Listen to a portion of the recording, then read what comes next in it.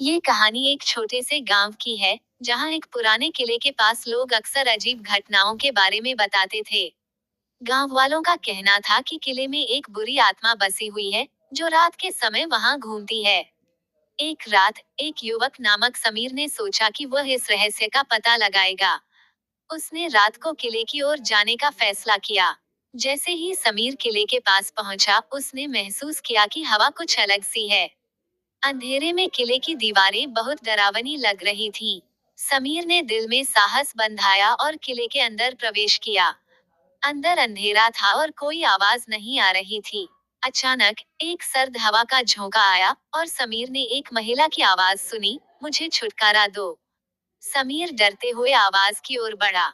जैसे ही वह एक कमरे में पहुंचा, उसने देखा कि एक धुंधली छाया उसके सामने खड़ी थी।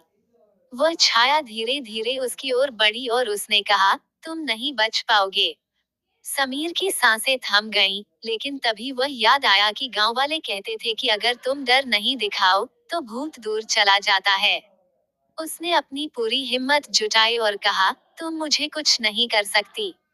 वह अंधेरे में और भी घुसा और अचानक वह छाया गायब हो गई। समीर ने राहत की सांस ली और किले से बाहर निकल आया। उसके बाद वो कभी भी उस किले की ओर नहीं लौटा। गांव वाले अब भी कहते हैं कि उस रात के बाद किले में कोई अजीब घटना नहीं हुई। ये कहानी हमें ये सिखाती है कि डर केवल मन का एक भ्रम होता है, और अगर हम डर का सामना करते हैं, तो वह भी हमें छोड़ देता है।